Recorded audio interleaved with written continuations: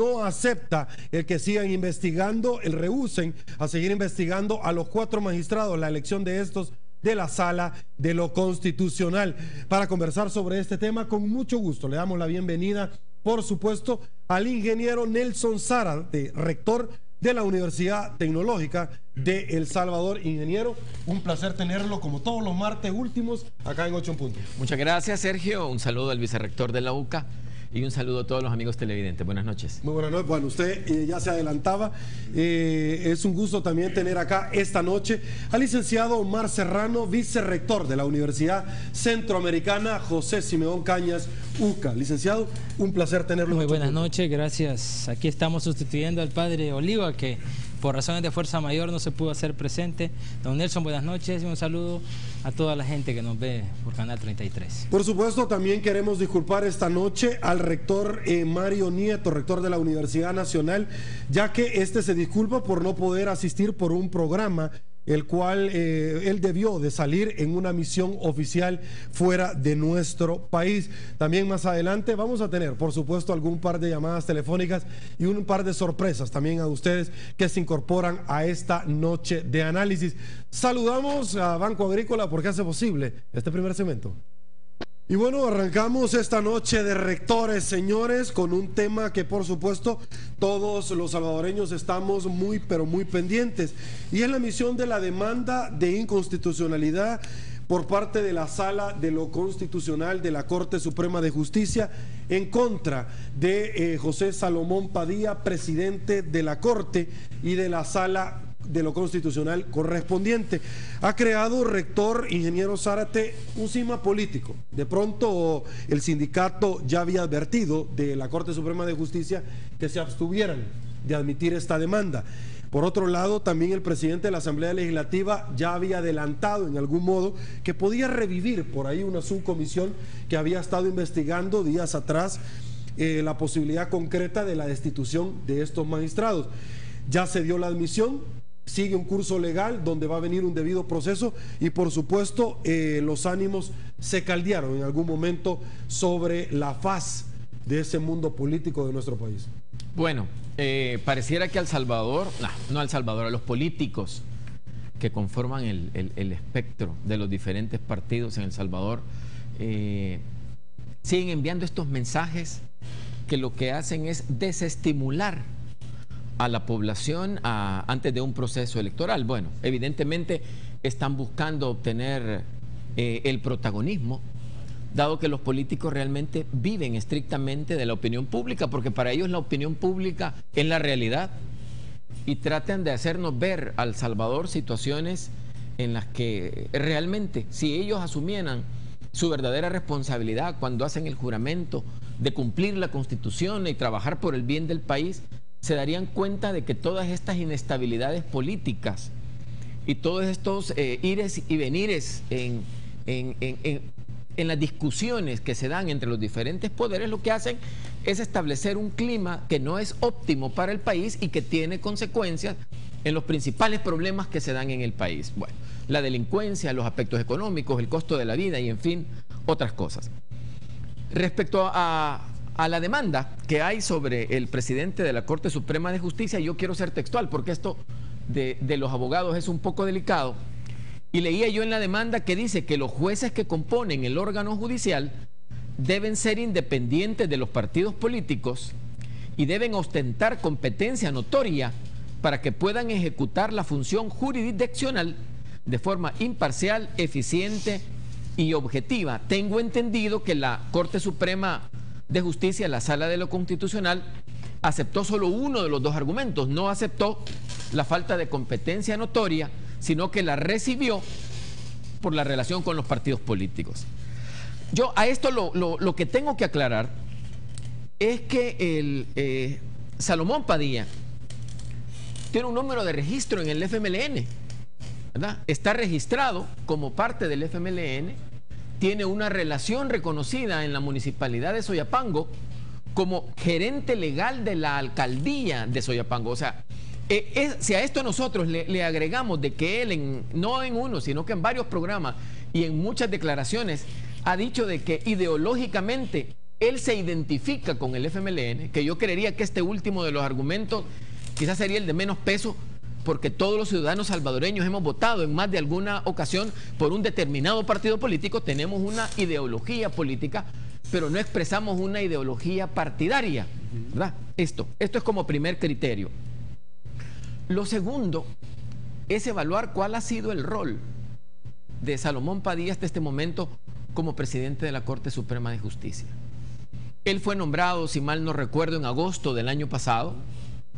También me parece un poco sospechoso porque creo que hay que evaluar que ha sido hasta junio de este año que se ha presentado esta demanda, lo cual también creo que es digno de comentarlo. Pero me parece que la Corte Suprema de Justicia ha tenido últimamente un rol quizás más enfocado en las decisiones de la Sala de lo Constitucional que propiamente como es toda la Corte en pleno.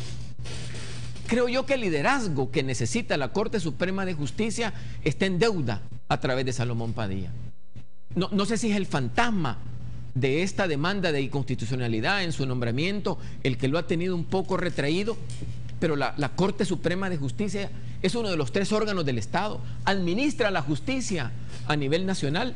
El país tiene serios problemas de administración de justicia, se habla de los bajos índices que tiene nuestro país en el que se condena a los delincuentes o a las personas que cometen delitos en este país, y pareciera de que esa área no se está administrando.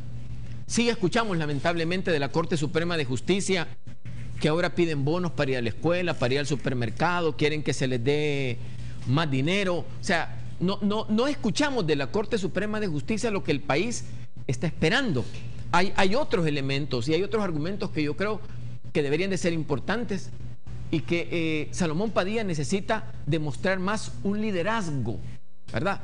Está bien que se reúna con los sindicatos, pero la Corte Suprema de Justicia no es solo eso, y es necesario que él demuestre que efectivamente está al frente de uno de los principales poderes del Estado. Ok, licenciado Serrano, la misma pregunta obviamente extensible para su persona.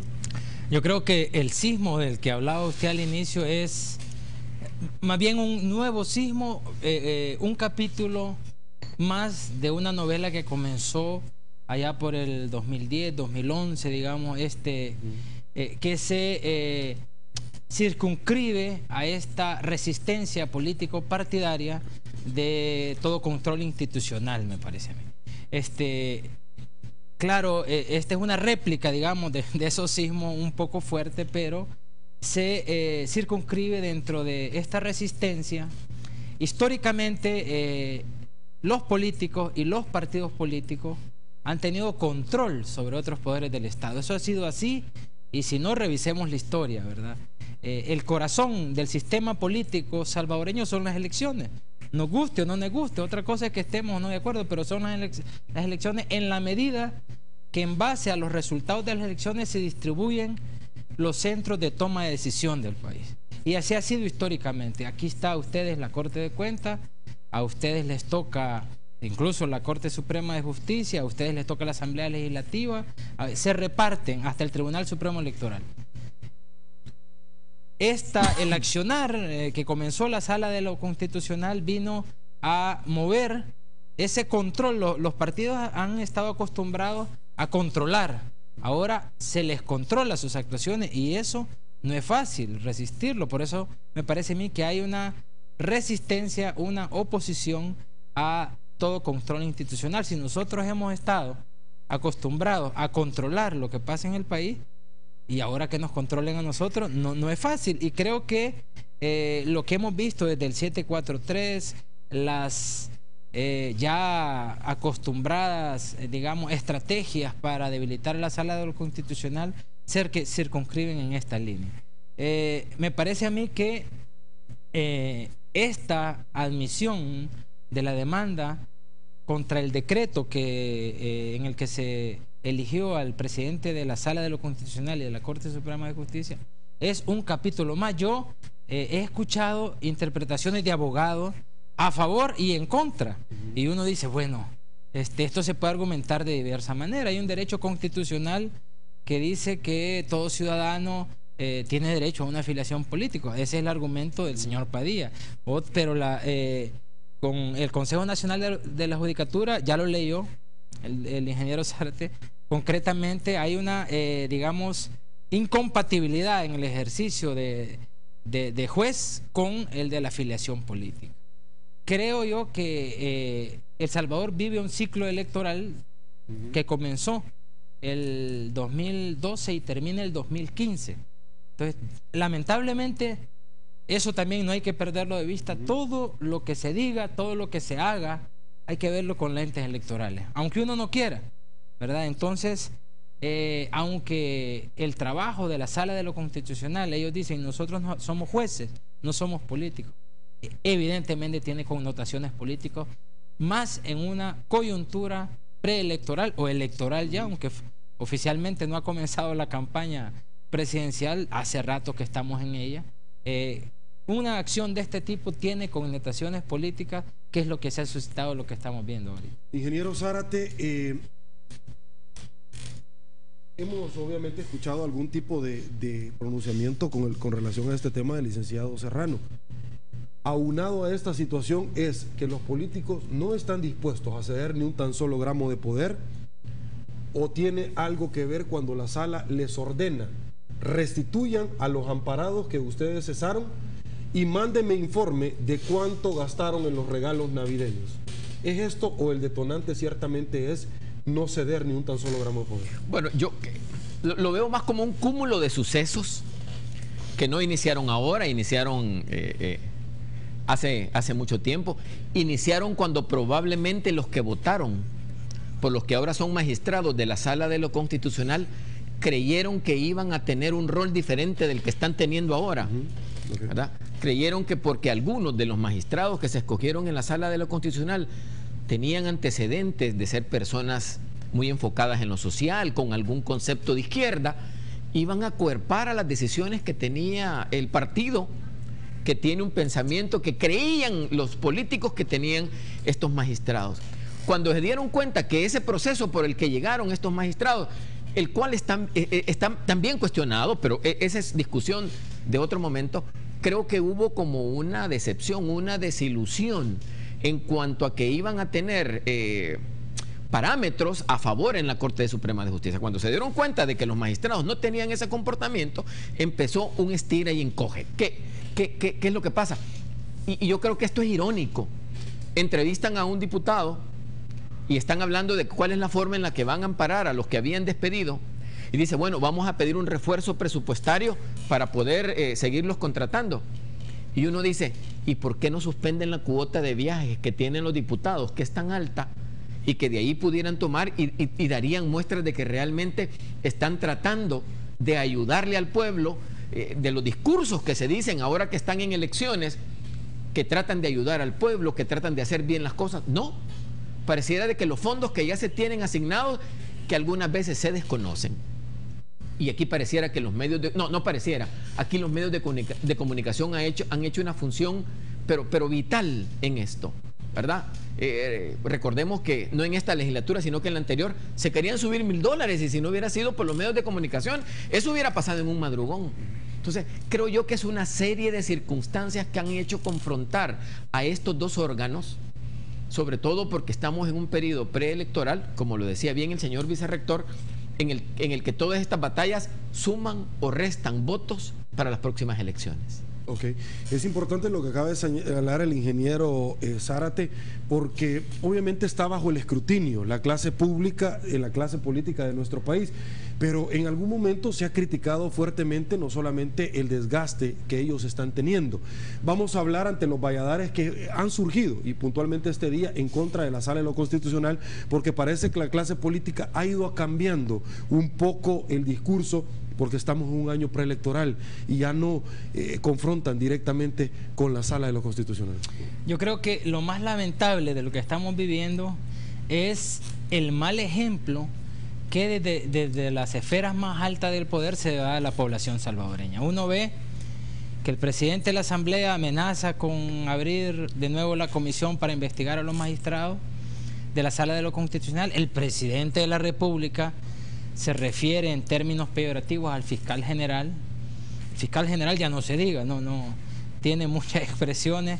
Hasta un mismo magistrado de la Sala de lo Constitucional se refirió con palabras que no vale la pena repetir a las acusaciones del presidente, el director de Medicina Legal en confrontación con el ministerio. Es decir, estamos asistiendo a unos lamentables malos ejemplos para la ciudadanía, me parece a mí, y eso, si la gente piensa que la política es corrupción, que la política es un modo indecente de ganarse la vida, eso sale en las encuestas, ¿verdad? No es culpa de la población, es que así nos han enseñado los que han ejercido la política, y eso es lo que estamos viendo, me parece a mí.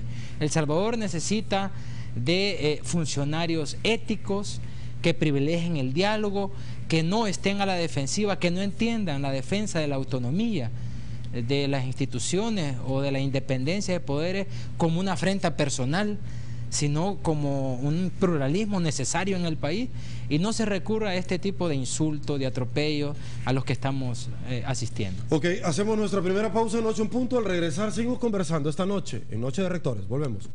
Estamos de regreso, muchísimas gracias por su preferencia.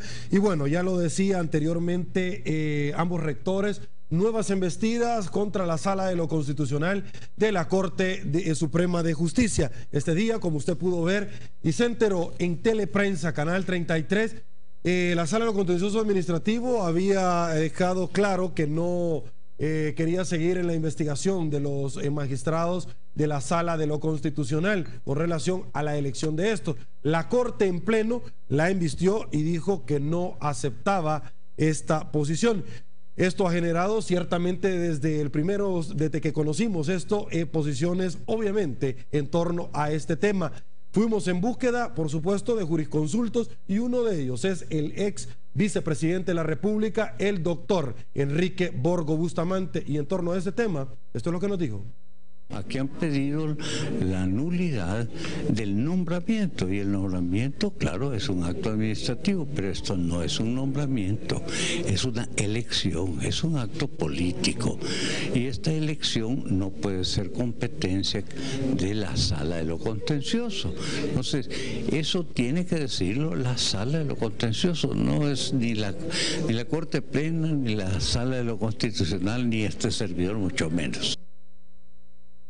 Bueno, no es primera oportunidad que hemos visto esto, licenciado Serrano. Ya en el pasado al magistrado Rodolfo González por una aparente violencia intrafamiliar que le quería abrir proceso, la esposa pidió respeto, la ex esposa pidió respeto de este funcionario, ya se sometió a ponderación en el Tribunal de Ética porque supuestamente se le acuña que andaba vendiendo en $500 los amparos el magistrado, y se le fue a poner una denuncia al fiscal general de la República. En el pasado se le recriminó la imposibilidad que él tenía para iniciar antejuicios en contra de estos funcionarios. Se hizo modificación a la ley orgánica para que ya no conociera el fiscal, sino que lo hiciera la Asamblea Legislativa de oficio. ¿Qué más podemos esperar, licenciado? Bueno, precisamente yo creo que igual que este sismo es uno más de lo que está viviendo, este es otro acto que tiene como objetivo neutralizar el trabajo de la sala. Acordémonos del tristemente célebre 743. Luego quisieron remover a uno de los magistrados a otra sala para dejarlos en desventaja. Después se recurrió a ataques personales, ya los mencionaba usted, Sergio, que me parece que fue algo que rozó con lo que no es ético dentro de y ahora se recurre a esta herramienta o a este camino con el objetivo mismo de neutralizar el trabajo de la Sala de lo Constitucional. Yo creo que es otro capítulo de esta novela. Ojo, yo no estoy diciendo que el trabajo de la Sala de lo Constitucional es inmaculado, aún no puede, pero hay una misión que se le confiere la Constitución y hay que respetarla. Cuando yo hablo de la Constitución de la República de El Salvador, no estoy diciendo que es perfecta ni la mejor, pero es la que tenemos y hay que hacerla cumplir. Igual con lo de la sala, yo creo que es una estrategia más, porque como decía el ingeniero Zárate, han llegado, hay una gota que rebasa el vaso, aunque se haya estado llenando poco a poco, pero hay una que lo rebalsa, esperemos que no sea esta, pero han llegado al momento en que no soportan el control institucional. Lo irónico es que en este gobierno, digamos, que se promovió como generador de cambio, vienen resistencias que a uno le extrañan, ¿verdad? Que es lo que estábamos esperando, el respeto al Estado de Derecho, a la institucionalidad, y se actúa de manera contraria, ¿verdad? Entonces creo que es un capítulo más, una nueva estrategia con el mismo objetivo que se ha tenido siempre. Ok, ingeniero Zárate, pues de pronto alguien dice, mire, ¿qué parte no entienden los políticos que es una resolución de un órgano dentro del Estado de Derecho? Precisamente en la separación de poderes, el régimen de legalidad de la administración pública sirve para eso, para que órganos se cuiden entre órganos precisamente, y al final respetemos las resoluciones, nos guste o no nos guste. Bueno, lo que sucede es que los políticos, y esto lo vemos desde las elecciones de segundo grado, cuando la sociedad no conoce cuáles son los parámetros o los indicadores con los que evalúan a los candidatos que se tienen para los diferentes puestos, y que simplemente son percepciones políticas a través de cuotas que deben de mantenerse, y lamentablemente, como decía el señor vicerrector, se quejaban de que en gobiernos anteriores se hacía de esta manera, y pareciera que el status quo los absorbe y hacen exactamente lo mismo que habían criticado. Criticaban a los partidos políticos, piratas o taxis, que estaban en el centro y que se acoplaban a la tendencia del partido que estaba en el gobierno anteriormente, y que entonces hacían las votaciones de esa manera. Esos mismos partidos a los que ellos criticaban son los que buscan ahora, y legisladores o legisladores del ex partido de gobierno que también se han prestado para esto. Entonces uno, bueno, y dice, ok, bueno, ¿de qué se trata? ¿Se trata esto de principios, de ética, o de situaciones coyunturales que yo necesito para que se puedan resolver ciertos problemas? Yo tengo en mis manos los 10 puntos que el presidente de la República, Mauricio Funes, estableció cuando fue candidato a la presidencia, ahora presidente, pero cuya plataforma firmaba el partido de gobierno, el FMLN. Y en la número 7 dice unificar al país. Y la voy a leer porque creo que es algo irónico. Decía el partido de gobierno: desmontar las bases de la intolerancia, la polarización y la fractura económica, social y política que divide al país para propiciar la unidad nacional. El Salvador necesita recuperar la capacidad de construir consensos para caminar a un entendimiento nacional básico y hacia progresivos acuerdos fundados en los intereses del país. Nada más disparado, nada más desapegado a la realidad que lo que nos ofrecieron como campaña política que iban a hacer de integrar al país. O sea, han pasado 4 años en lo que hemos tenido es división, polarización, una fractura de lo que es el modelo político en el país. No hay una relación. Traía yo a la memoria que en 1996 en el gobierno del doctor Calderón Sol se formó aquella Comisión Nacional para el Desarrollo, se llamaba, muy parecida a la que se fundó ahora del Consejo Económico y Social del Salvador, que viene uno y dice, ¿y de eso qué se ha logrado? ¿Qué se ha hecho? Se llamaron a los mismos integrantes, empresa privada, sindicatos, organizaciones no gubernamentales, se llamó a la academia, y pareciera que el problema de nuestro país no está en el qué, porque casi todos estamos de acuerdo en qué es lo que tenemos que hacer. Pareciera que lo que no hemos encontrado a este momento es el cómo tenemos que hacer para resolver las diferencias que tiene nuestro país. ¿Para dónde va nuestro país institucionalmente, licenciado Serrano?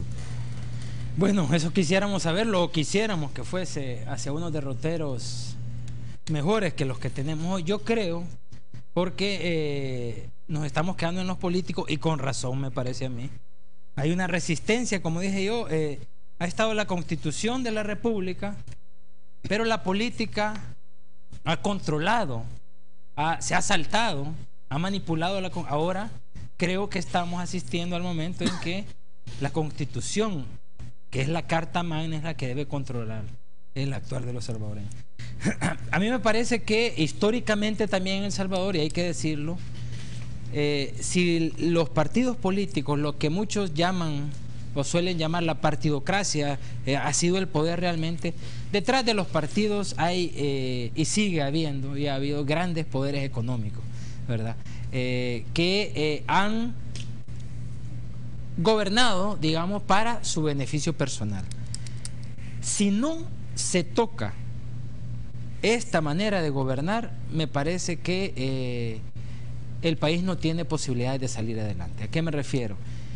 Si en algo se ha avanzado, no digo que ya estamos, desde los acuerdos de paz, para mí la guerra fue producto de dos grandes causas, aunque he escuchado a algunos firmantes de los acuerdos de paz que dicen que hubo solo una causa, la ausencia de libertades políticas. Esa fue para mí una de las causas. La otra es las injusticias socioeconómicas que viven en este país. Los acuerdos de paz tocaron de frente la causa política de la guerra. Hace falta mucho que avanzar y en eso estamos hablando ahorita. Es parte de ese proceso de avance en el país. Aunque yo creo que en estos 21 años ya desde la firma de los acuerdos de paz, si en algo ha avanzado el país es en ese campo político. Hace falta, por supuesto, y en esa crisis estamos ahorita. Pero casi no hemos avanzado en las reformas que lleven a una democracia socioeconómica. Es decir, que los beneficios del desarrollo lleguen a la gente, a las grandes mayorías de este país. En eso no hemos avanzado. ¿Por qué lo mejor evaluado del actual gobierno son los programas sociales? A mi modo de ver, por esa realidad. Lo que tiene bien evaluado a este gobierno son los programas sociales. Si uno analiza las encuestas y cruza variables, lo que tiene bien evaluado son los programas sociales.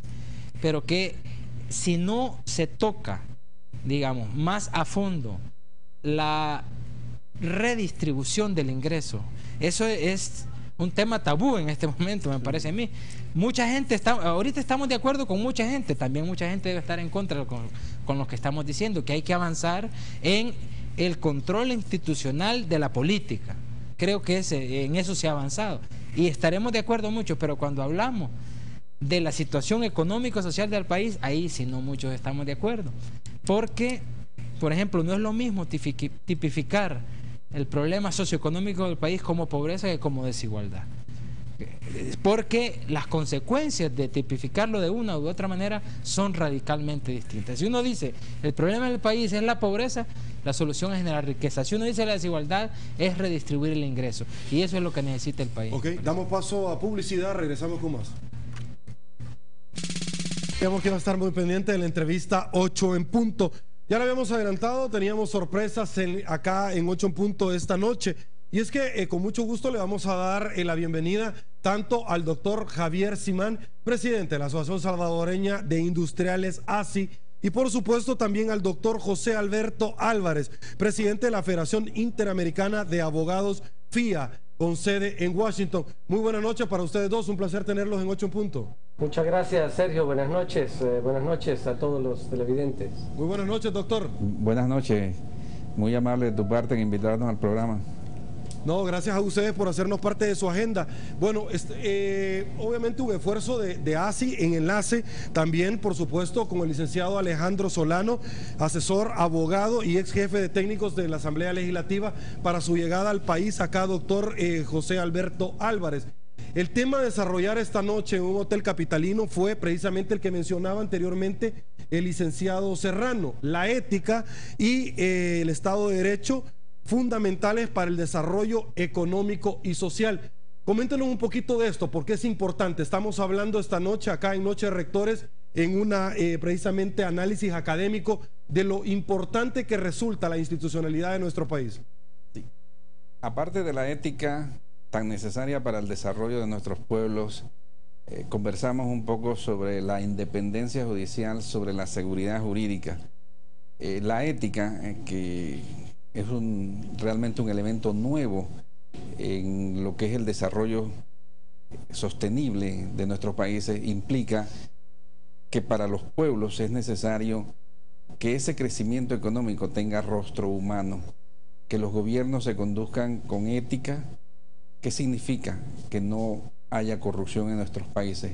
La corrupción es un impuesto a la pobreza. $1 que se paga en corrupción es un cuaderno menos en las manos de un niño que asiste a las escuelas. Entonces hoy estuvimos compartiendo con un muy selecto público, muy calificado público, sobre estos temas que agobian sobre todo a nuestros países de América Latina.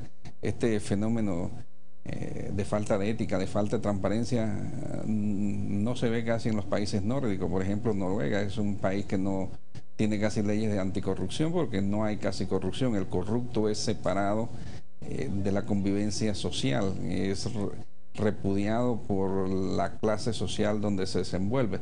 Pero en nuestros países eso no pasa de esa manera. A veces el enriquecimiento ilícito es hasta aplaudido.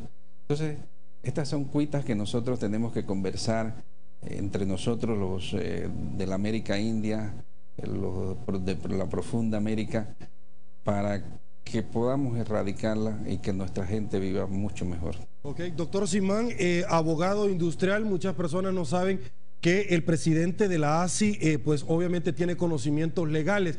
¿Cuál es el panorama hoy por hoy institucional? Porque es un esfuerzo de la ASI, la institución a la cual usted dignamente representa, el traer a un exponente de esta envergadura. Muchas personas no saben que él es el presidente por tercera vez consecutiva en la elección de presidente de la Federación Interamericana de Abogados. ¿Cuál es la lectura que se hace hoy por hoy del tema de la institucionalidad de nuestro país, doctor? Y permitime agregar, Sergio, que la Federación Interamericana de Abogados tiene 4,5 millones de abogados afiliados, abogados y juristas de toda la región del continente americano.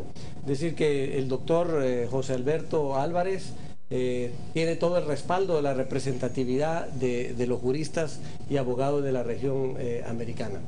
Para nosotros en la ASI, Sergio, nuestra misión primordial como gremial empresarial es promover y gestionar políticas públicas que nos permitan el crecimiento de la industria. Pero de nada sirve que nosotros tengamos políticas industriales si tenemos problemas más serios de nación. Por eso es que nos obliga a afrontar esos temas que tal vez son de interés nacional más que de interés sectorial. Y para los industriales particularmente es muy importante el tema del Estado de Derecho.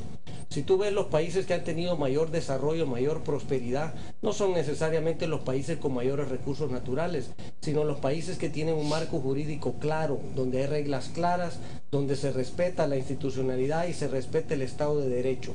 Eso lo hemos visto, lo podemos ver en Panamá, el doctor puede comentarnos sobre algunos casos. Panamá ha sido un país donde ha tenido un marco jurídico muy claro en lo que es la legislación para embarcaciones, la legislación para formar sociedades, y ha sido un atractivo muy grande para Panamá. Entonces, para nosotros como industria, tener un marco jurídico claro es lo que va a atraer las inversiones. Nadie invierte en un país donde no hay estabilidad, donde no hay reglas claras y donde no hay un Estado de Derecho. Ok, cuando usted mencionaba eso, me llama la atención porque yo tuve la oportunidad de conversar con este distinguido jurista. Y ante las cámaras de 8 en punto, yo hasta este día en la mañana pensé que el animal, el geopardo, era el animal más veloz del mundo, pero esta mañana aprendí que no. Cuénteme, ¿cuál es el animal más rápido, doctor? Sí, fue una conversación muy amena. Efectivamente, el animal más rápido, más veloz y más nervioso es un dólar asustado cuando en un país no hay el clima propicio para las inversiones. El dólar, que viene a representar la inversión extranjera, la inversión local, traducida en esa moneda estadounidense, no se siente cómodo.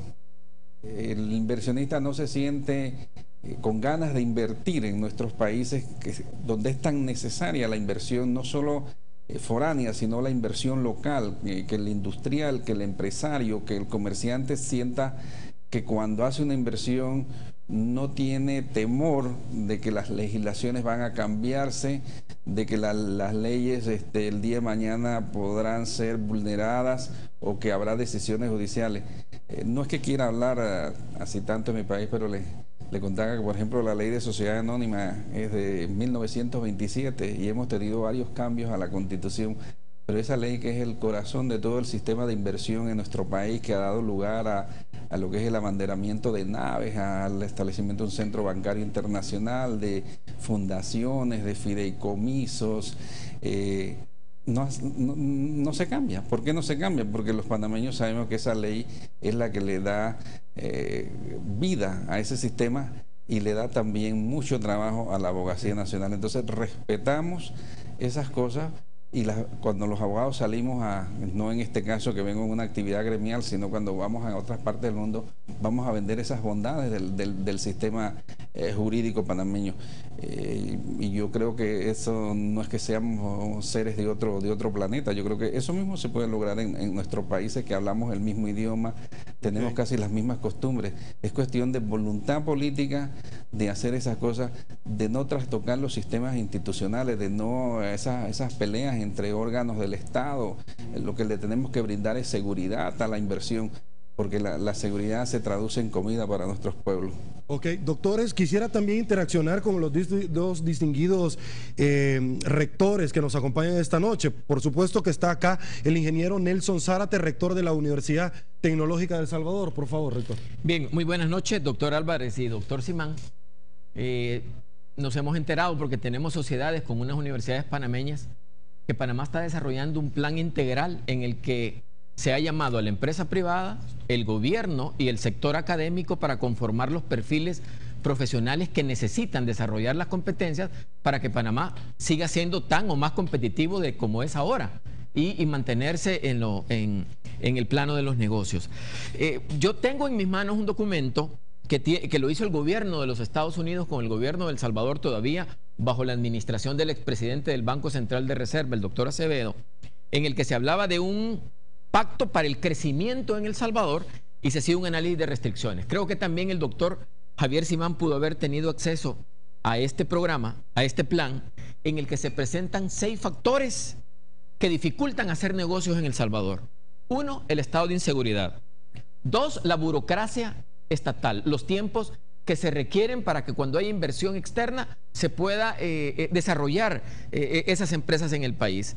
3, educación de los trabajadores. 4, corrupción. 5, acceso a financiamiento. Y 6, a políticas inestables en el país. ¿Cómo podemos relacionar el tema que usted ha venido a presentarnos ahora en esta jornada, que tiene que ver con la ética, la corrupción y el comportamiento, con este análisis que se ha hecho de El Salvador y las dificultades que tiene para hacer negocios? Mire, la educación es fundamental en todo este aspecto. En Panamá tenemos ahora mismo un problema, y es que no tenemos mano de obra calificada. El desempleo en el país está en alrededor del 4%. Hemos tenido que abrir nuestra legislación para permitir que empleados extranjeros puedan trabajar en Panamá, porque si no vamos a lo que dice la legislación, violarían los porcentajes, pero como no hay personas calificadas, entonces hemos tenido que abrir nuestras fronteras a permitir el trabajo de extranjeros. Eso conlleva un esfuerzo enorme que está haciendo el gobierno a través de un instituto que es para la formación de profesionales. Por ejemplo, el país vivía de espaldas al mar, o sea, de espaldas al turismo, teniendo mar por ambos lados, enormes playas, enormes costas. Entonces, de pronto se dan los hoteles y no tenían personal para que atendiese a los turistas. Entonces, el país en ese sentido tiene una falta de mano de obra. En cuanto a los otros temas que mencionaste, nosotros en Panamá hemos tratado de reducir al mínimo, por ejemplo, los trámites para abrir una empresa. El problema del financiamiento, Panamá tiene un centro bancario con... ahora mismo hay depositados en el sistema bancario en activo más de 95.000 millones, que por supuesto el país jamás podrá utilizar toda esa cantidad de dinero que está depositada en nuestro sistema. Son de los empleados mejor pagados en el país.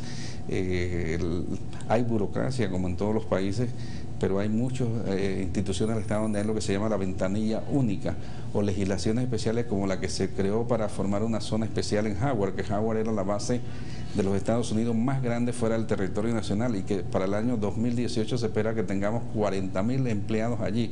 Entonces el que va allí ni siquiera tiene que salir a hacer trámites de aduana, de migración o de permiso de trabajo fuera del lugar. Entonces todas esas cosas son atractivas para los inversionistas.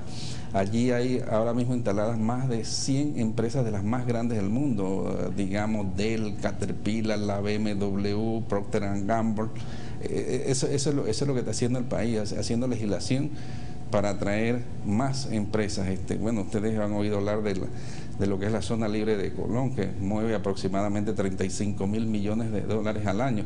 Pero sí tenemos ahora mismo una falta de personal calificado para muchos. Por ejemplo, no se puede crear un solo call center más porque no hay personal calificado en Panamá para que trabaje en esos call centers.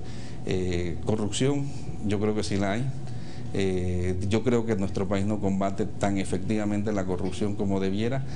Son tareas que tenemos pendientes, y a lo interno, porque acabo de ser electo presidente del Colegio Nacional de Abogados por tercera vez no consecutiva, porque hacía 20 años que había sido, esa vez sí fue consecutiva, y dentro de las tareas que me propongo es luchar fuertemente porque se cambian muchos de los aspectos de nuestro sistema de administración de justicia. Ok, doctor Simán, tengo un minuto, inicio la idea. También, obviamente, la misma pregunta extensible para su persona. Sergio, ¿te perdimos la señal? Claro que sí, la misma pregunta que hizo extensiva el ingeniero Zárate. ¿Cómo le afecta a ustedes el tema en el campo industrial? Mira, Sergio, nosotros coincidimos plenamente con esas restricciones a la competitividad que menciona Nelson, y precisamente por eso es de que el Estado de Derecho se vuelve fundamental. Nosotros somos un país que necesita a gritos de inversiones, necesita a gritos la generación de empleo, y lo primordial es generar un clima de confianza para atraer todas esas inversiones. Y el clima de confianza no puede existir si no existen reglas claras, si no hay seguridad jurídica y si no existe un Estado de Derecho. Entonces, precisamente eso es lo que nosotros estamos promoviendo, un Estado de Derecho fundamental para atraer las inversiones y para lograr la prosperidad. Doctor Simán, doctores, voy a una pausa comercial, regresamos con mucho más. Estamos de regreso, muchísimas gracias por su preferencia. Seguimos con el contacto con el doctor Simán y terminamos la idea. Muchísimas gracias. Gracias Sergio por el espacio. Pues solo reiterar la importancia que es para la industria el que exista un Estado de Derecho donde existan reglas claras y seguridad jurídica para poder atraer las inversiones y la generación de empleo. No, muchísimas gracias a ustedes por su tiempo, doctor Álvarez, doctor Simán. Es un gusto haberlos tenido acá en 8 en punto. Muchas gracias. Yeah. Bueno, la participación de los doctores, por supuesto, en un evento que fue cubierto por Canal 33. Damos paso a una llamada telefónica también del doctor Francisco Beltrán Galindo. Doctor, muy buenas noches. Buenas noches, Sergio. Un gusto rápidamente, por efectos de tiempo, conocer su impresión sobre los últimos acontecimientos de la Sala de lo Contencioso Administrativo, Corte Plena, en querer seguir investigando a los magistrados de la Sala de lo Constitucional. Bueno, antes que nada decir que es lamentable lo que estamos viendo. Creo que sin conocer los detalles jurídicos y las exposiciones y los razonamientos de cada uno de las salas y de la Corte es un poco difícil expresarse en términos estrictamente jurídicos. Pero viéndolo desde fuera, realmente a mí me parece que es desafortunado que el conflicto que ya se dio entre 9 magistrados de la judicatura pasada, y de los cuales muchos todavía están ahí en la Corte, con estos 4 magistrados de la Sala de lo Constitucional, continúe, y que claramente esté reflejando ese distanciamiento de los 4 magistrados de la Sala Constitucional con muchos, quizás la mayoría, de los otros magistrados en las otras salas. Esto de la Sala de lo Contencioso, yo esperaría que en términos estrictamente técnicos no proceda las consideraciones en relación al nombramiento de los magistrados, por el hecho de que quien interpuso el recurso no es una parte en el sentido estricto, como lo ha dicho muchas veces la misma Sala de lo Contencioso. Es decir, la Sala de lo Contencioso ha sostenido que el recurso no es un recurso de lo que le llaman de control difuso, sino que se requiere que el que ponga la demanda sea un afectado directo de las decisiones administrativas, y me parece que no ese es el caso. Entonces lo lógico sería esperar que la Sala de lo Contencioso deje de seguir conociendo esa razón, no porque se lo ordene la Sala de lo Constitucional ni porque se lo pida la Corte Plena, porque en lo personal creo que ninguna de las dos tiene facultades para darle instrucciones a la Sala de lo Contencioso, sino simplemente por las meras razones técnicas que, como le digo, la misma sala es la que ha mantenido esa posición. Pero como sea, es desafortunado ver ese conflicto que no se ha resuelto y saber que detrás de todo esto hay otros intereses políticos que tienen que ver con el conflicto que hemos visto entre el Congreso, el Ejecutivo, con la Corte con la Sala Constitucional y otros intereses que pueden estar metidos en este embrollo.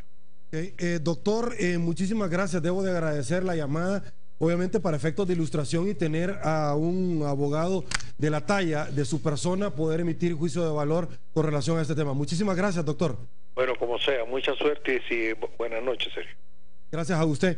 Bueno, parte del capítulo que se está abriendo y que nosotros ya conversábamos acá en 8 en Punto y que por supuesto vamos a seguir pendiente de lo que se pueda generar al interior dentro de la Corte Suprema de Justicia y de la Asamblea Legislativa. Llegamos al final de la entrevista 8 en Punto. Ingeniero Zárate, siempre es un gusto tenerlo acá. Gracias, Sergio. Buenas noches y un saludo a todos los televidentes. Okay. Muchísimas gracias, licenciado Omar Serrano, y por supuesto, gracias por acompañarnos y saludos al padre. Ya sabe, gracias a la audiencia. Muchísimas gracias, amigos televidentes, por haber sintonizado de principio a fin esta su entrevista 8 en Punto. Muchísimas gracias a usted que nos ha sintonizado por medio de Radio Universidad Tecnológica 970 AM. También nos ha acompañado en línea. Muchísimas gracias. Por supuesto, llegamos al final de la entrevista 8 en Punto. Quédese con todo lo que tenemos a continuación que ofrecerle. Será hasta el día de mañana y una vez más que el Señor nos bendiga a todos.